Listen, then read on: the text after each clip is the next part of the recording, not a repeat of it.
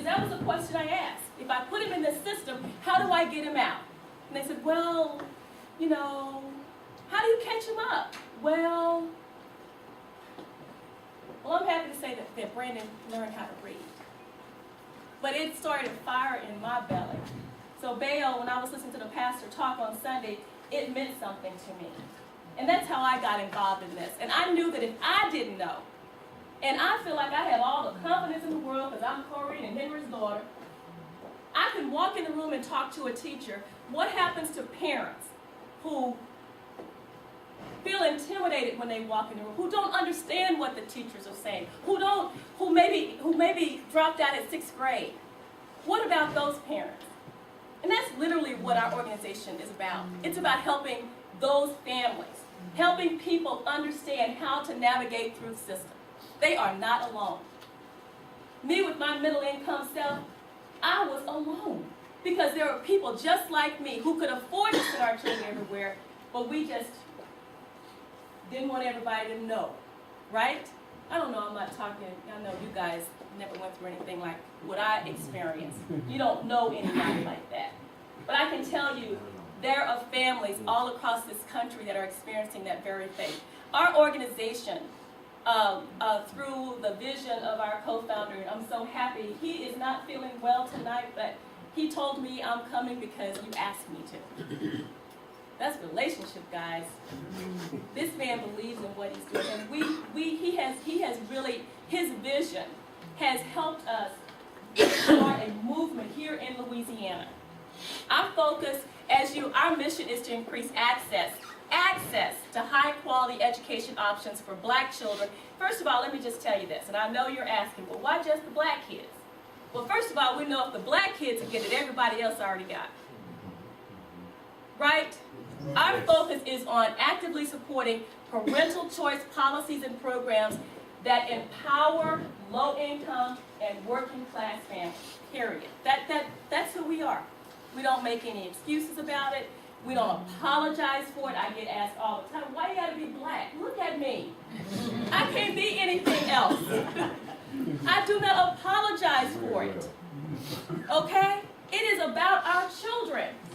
And the last thing I'm going to say before I introduce my team is that Buck said I was a state president, state director here, and I loved it. I love Louisiana. This state has best food. Y'all, I don't even apologize. And I gained weight here, and I'm thankful for it. Because it's good food. It's something if you gain it and it's not good. But when it's good, it's great. But I've been here for the last 4 years. During the time we were here, we were able to make an impact. We are enjoying high success in New Orleans. I don't care what you read, what you hear. New Orleans in the next few years is going to be one of the top rated school districts in, not Louisiana, the country. Did y'all hear me? Yep. This is a school district that was the worst school district, not just in Louisiana. It was the worst one of the worst school districts in the country. So you say, well, what happened? Well, Katrina happened. So, well, Katrina happened? Well, what happened? It dismantled the education system. Now, there's some pros and cons to doing that. It's not perfect, but let me tell you what is working. The achievement gap between black and white students is closing. You know why? They're educating kids differently.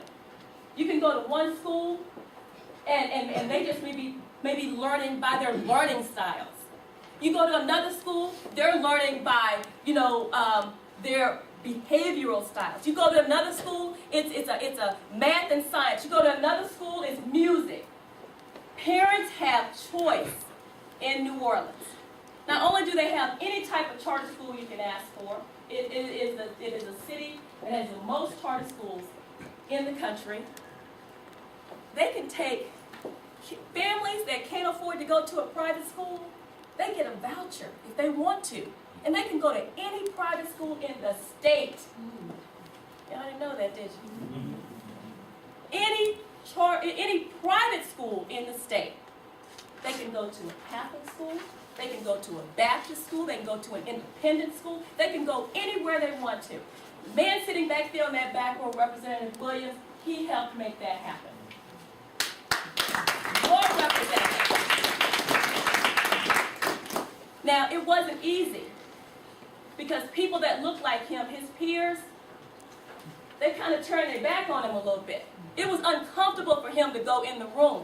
And they said, well, why are you fighting for our kids? You know, these are kids in our district. You go fight for your kids in Shreveport. I have to tell you, he did. The year we passed the voucher bill that went just for New Orleans, he was trying to get a statewide voucher bill just, so that Shreveport would have that opportunity. Y'all didn't know that, did you? New guy. No, young man. And I mean, his peers, and I'm talking about black legislators, tore him apart. You got to give him some cover. We're trying to do some more things here in this state. We're trying to get those same opportunities here. There's no reason that Shreveport should be in the same position that New Orleans is. Now Baton Rouge is the worst school district in the state. The second worst school district in the state is where? I didn't even have to tell you that. People, we need you we need you to want something new for your children. And that's why we're here. Thank you so much. I'm gonna turn it over now because I want you to hear from our speakers today.